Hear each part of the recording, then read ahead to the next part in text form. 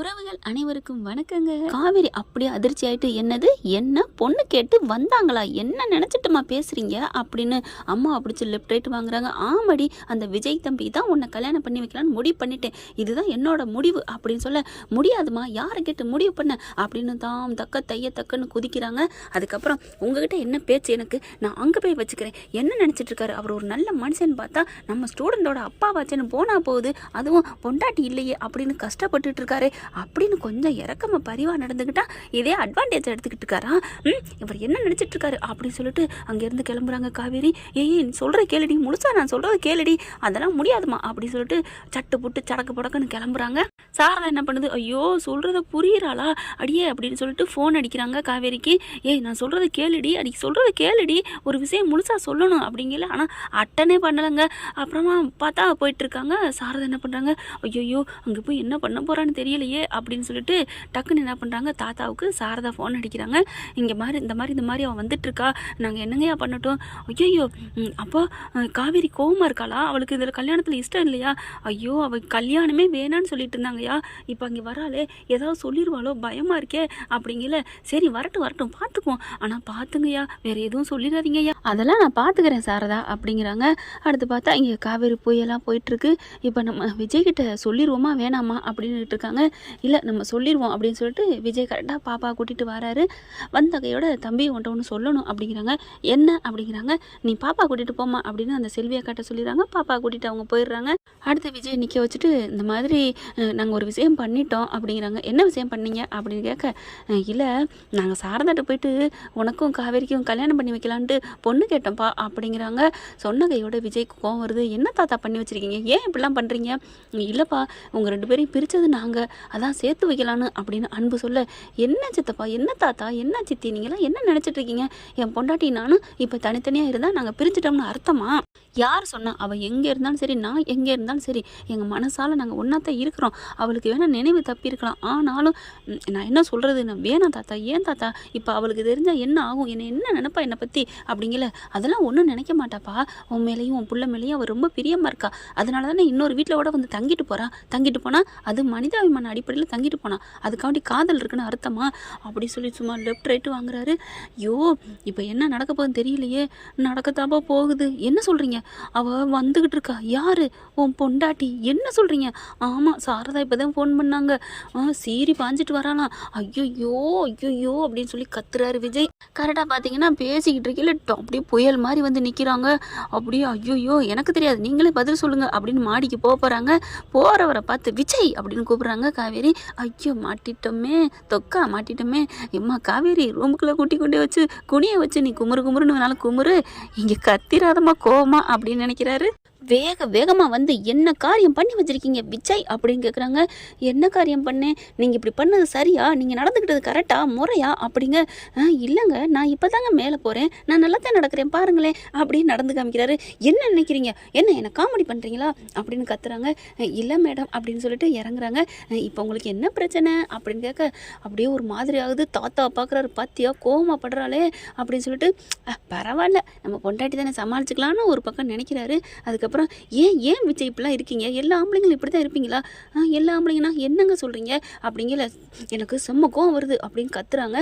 யாருக்கு வந்து பொண்ணு கேட்டு வர்றது, என்ன பொண்ணு கேட்டு வர்றதா, என்ன சொல்கிறீங்க, பொண்ணு கேட்டு வந்திருக்கீங்க, எவ்வளோ தைரியம் இருந்தால் பொண்ணு கேட்டு வந்திருப்பீங்க அப்படின்னு கத்த, என்னங்க பொண்ணு கேட்ட நான் எப்போங்க, என்ன எப்போவா, நீங்கள் இல்லாமல் உங்களுக்கு தெரியாமல் இவங்க வந்தாங்க, இதோ இந்த 3 பேரும் அப்படின்னு கேட்க, தாத்தா வந்து காவேரி நாங்கள் சொல்கிறத கேளுமா, நீங்கள் நிறுத்துங்க தாத்தா, எல்லாரும் நல்லவங்களா இருக்கீங்க, பரவாயில்ல இந்த வீட்டில் இருக்கவங்களாம் அவ்வளோ தங்கமான மனசாக இருக்குன்னு நான் எங்கள் அம்மா கிட்ட சொல்லி பெருமையாக பேசிகிட்டு இருந்தேன், ஆனால் நீங்கள் வந்து பொண்ணு கேட்டு வந்திருக்கீங்க, எங்கள் அம்மாவும் கட்டி கொடுக்குறேன்னு சரின்னு சொல்லுது, உங்கள் வீடு நீங்கள் என்னன்னே தெரியல, எங்கள் அம்மா உங்களுக்குன்னா அப்படியே ஐக்கியமாயிடுறாங்க, உங்கள் மேலே அப்படி ஒரு உருகுறாங்க, இறக்கப்படுறாங்க, ஏன்னே தெரில, எங்கள் அம்மா யார்கிட்டையுமே பேசுகிறதில்ல, இறுகி போன மனசோடு தான் இருப்பாங்க, அதாவது ஒரு 5 வருஷமாகவே அவங்க என்னமோ மாதிரி இருந்தாங்களாம், என்னமோ மாதிரி இருக்கிறாங்க, அப்படி இருக்கிறவங்க உங்களை பார்த்து ரொம்ப உருகுறாங்க, என்ன அர்த்தம், ஏன் விஜய் உங்ககிட்ட நான் உங்கள் பிள்ளை மேலே பாசத்தில் நான் பழகுனதை வச்சு உங்கள் மேலே மேலே நான் விரும்பிடுவேன், லவ் பண்ணிடுவேன் அப்படின்னு நினச்சிங்களா? எந்த தைரியத்தில் பொண்ணு கேட்டு வந்தீங்க? இவனு குதிக்கிறாங்க. அதுக்கப்புறம் பார்த்தா பின்னாடி சாரதா வர்றாங்க. வாமா சாரதா அப்படிங்கிற திரும்பி பார்க்குறாங்க. வந்துட்டீங்களா எனக்கு தான் தெரியுமேம்மா, இவங்களை பற்றி நான் ஏதாவது சொல்லிடுவோன்னு பயந்துட்டு வந்தியா அப்படின்னு கத்துறாங்க. ஏய் பொறுமையாக இருடி. பொறுமையெல்லாம் இருக்க முடியாது. எப்படி சார் நீங்கள் என்னை பொண்ணு கேட்டு வரப்போச்சு? அப்போ மற்றவங்கள மாதிரி நீங்களும் அப்படின்னு பொறுக்கின்னு சொல்ல போகிறாங்க. நிறுத்துடி அப்படின்னு சொல்லி சாரதா கத்துறாங்க. என்னடி பேசிகிட்டு இருக்க? அந்த பிள்ளைய பார்த்து இப்படியா நீ பேசுவேன்? ஆமாம்மா, அவரை பார்த்தா பேசுவேன், அப்புறம் யாரை பற்றி பேசுறது? இப்போ தாத்தா அவங்களாம் வந்தாங்கன்னா அவர் சம்மதம் இல்லாமல் வந்திருப்பாங்க, பொண்ணு கேட்டு வந்திருப்பாங்க, நீனும் சரின்னு சொல்லியிருப்ப. ஐயோ நிறுத்துடி, அந்த தம்பிக்கு எதுவுமே தெரியாதுடி அப்படின்னு கத்துறாங்க. அப்படியே காவேரி பார்க்குறாங்க. என்னம்மா சொல்கிற? ஆமாடி, அந்த தம்பிக்கெல்லாம் தெரியாதான். அவங்க தான் சொன்னாங்க, என் பேரனுக்கும் தெரியாது, உங்கள் மகளுக்கும் தெரியாது, உங்ககிட்ட முதல்ல சம்மதம் கேட்டுட்டு அதுக்கப்புறம் பிள்ளைங்க கிட்ட பேசிக்கலாம்னு அவங்க சொன்னாங்கடி. யாராக இருந்தாலும் தான் புள்ள இப்படி இருந்தால் அவங்களுக்கு ஒரு நல்ல வாழ்க்கை அமைக்கணும் தாண்டி நினைப்பாங்க. அதை தாண்டி அவங்க செஞ்சாங்க. அவங்க செஞ்சதுக்கு அந்த தம்பி என்னடி பண்ணும் அப்படின்னு சொல்ல அப்படியே பார்க்குறாங்க. விஜய் பார்க்குறாரு. என்னம்மா பேசிட்டீங்க அப்படின்னு மண்டையை ஆட்டிக்கிட்டு கையை ரெண்டையும் விரிக்கிறாரு. காவேரி என்ன பண்ணுறாங்க? ஐயோ இவருக்கு எதுவுமே தெரியாதா? நம்ம ரொம்ப பேசிவிட்டோமோ? பாவம், இவர் ரொம்ப பேசிட்டோமோ அப்படின்ட்டு. அம்மா நீ என்னம்மா சொல்கிற? ஆமாடி, அவங்க அப்படி தாண்டி சொன்னாங்க. அப்புறமா தாத்தா பக்கம் திரும்புகிறாங்க காவேரி. ஏன் தாத்தா, அப்போ இவருக்கு தெரியாதா? ஆமாம் காவேரி, நாங்கள் சொல்கிறத எங்கேம்மா நீ புரிஞ்சுக்கிட்ட? எதாக இருந்தாலும் அவசரப்பட்டுற. பாவம் இல்லையா? என் பிள்ளைக்கு எதுவுமே தெரியாதுமா. முதல்ல உனக்கு சம்மதமானு கேட்டுட்டு, உனக்கு சம்மதம்னா அப்புறமா என் பேரண்ட்டை கேட்டுக்கலான்னு நாங்கள் அப்படி ஒரு முடிவு எடுத்தோம்மா. நீ என்னடான்னா பொம்பளைக்கு மதிப்பு கொடுக்க மாட்டான், பொறுக்கி அப்படி இப்படின்னு பேசிட்டியம்மா. என்னம்மா நீ இப்படிலாம் பேசுகிற? அவன் அப்படிலாம் ஆள் இல்லைம்மா. அவன் கண்டிப்பாக இன்னொரு பொண்ணை கல்யாணம் பண்ண மாட்டாம்மா. ஆனாலும் உனக்கு சம்மதம்னா எப்படியாவது அவன் கையில் காலில் விழுந்தாவது சம்மதத்தை வாங்கிடலாம் அப்படிங்கிற ஒரு நம்பிக்கையில் தான்மா நான் உங்ககிட்ட பேச வந்தோம் அப்படிங்கிறாங்க. காவேரி பார்க்குறாங்க. ஐயோ பாவம், தெரியாமல் பேசிட்டோமோ அப்படின்ட்டு அப்படியே காவேரி விஜயை பார்க்குறாங்க. அப்படியே ஒரு மாதிரி சோகமாக மேலே ஏறி போகிறாரு. என்னென்ன பேசிட்டீங்கல்ல, அதுதாங்க எதையுமே நிதானமாக பேசணும் அப்படின்னு போக விஜய் சார் கொஞ்சம் நில்லுங்க அப்படிங்கல இவர் பாட்டுக்கு கோவமாக மேலே போகிறாரு. ஐயோ அப்படின்ட்டு சாரதா பார்க்குறாங்க. நான் தான் சொன்னேன்டி, கேட்டியாடி? பாவண்டி அந்த புள்ள பாரு எவ்வளோ மூஞ்சி தொங்க போட்டு போகுது, நீ இப்படி பேசிட்டேடி, இப்படி திட்டிட்டியாடி அப்படின்னு சொல்லிட்டு கத்துறாங்க. அம்மா இருமா, நானே ஒரு மாதிரி இருக்கேன், என்ன சொல்கிறேன்னு தெரியல. ஆமாம் அம்மு எங்க அப்படின்னு கேட்குறாங்க. அம்மு செல்வி இந்த கூட்டிகிட்டு தோட்டப்பக்கம் போயிருக்கிறா அப்படிங்கிறாங்க. ஏன்னா அவள் இருக்கக்கூடாதுன்னு நாங்கள் அனுப்பிட்டோம் அப்படிங்கிறாங்க. நான் வர்றது எங்கள் அம்மா முன்னாடி சொல்லிட்டாங்களோ?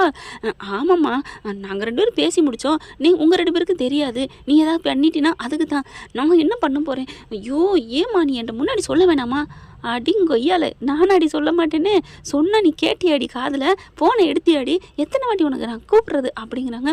சரி விடு, பாவண்டி அந்த தம்பிக்கு பாரு மனசே சரியில்லை, சரி விடுமா, நான் போய் சமாதானப்படுத்திக்கிறேன் அப்படின்னு சொல்லிட்டு மேலே போகிறாங்க. போயிட்டு சார் அப்படிங்கல இவர் என்ன பண்ணுறாரு, போய் உட்காந்துருக்காரு. விஜய் உட்காந்துக்கையோட கரெக்டாக வர்றது சைடில் தெரியுது. ஆகா நம்ம ஆள் வர்றாளே, டே விஜய் ஆக்டிங்கை போடுறா அப்படின்ட்டு அப்படியே ஒரு மாதிரியாக ஃபோட்டோ செல் எடுத்து வச்சுக்கிறாரு.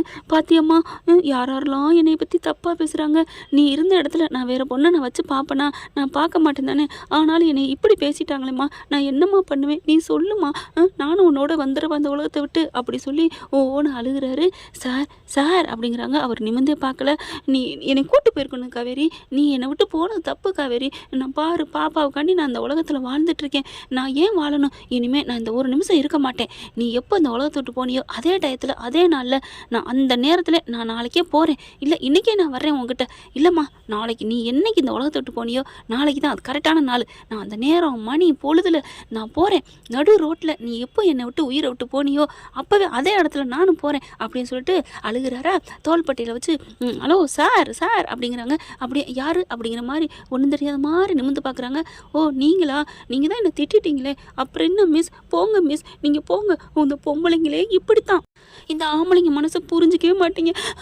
என் பாரு, என் பொண்டாட்டி மட்டும்தான் என்னை புரிஞ்சுக்கிட்டவ, அவளை மாதிரி இந்த உலகத்தில் யாருமே இருக்க முடியாது அப்படின்னு சொல்ல. சார் ப்ளீஸ் சார், நான் தெரியாமல் திட்டிட்டேன் சார். எங்கள் அம்மா நான் கல்யாணமே வேணான்னு சொல்லிட்டு இருக்கேன் சார், ஆனால் அவங்க புரிஞ்சுக்காம மாப்பிள்ளை பார்த்துட்டாங்களே, அதுலேயும் உங்கள் சம்மதத்தோடு தான் வந்துட்டாங்கன்னு நினச்சி உங்களை திட்டிட்டேன் சார். ப்ளீஸ் சார் என்னை மன்னிச்சிருங்க சார்.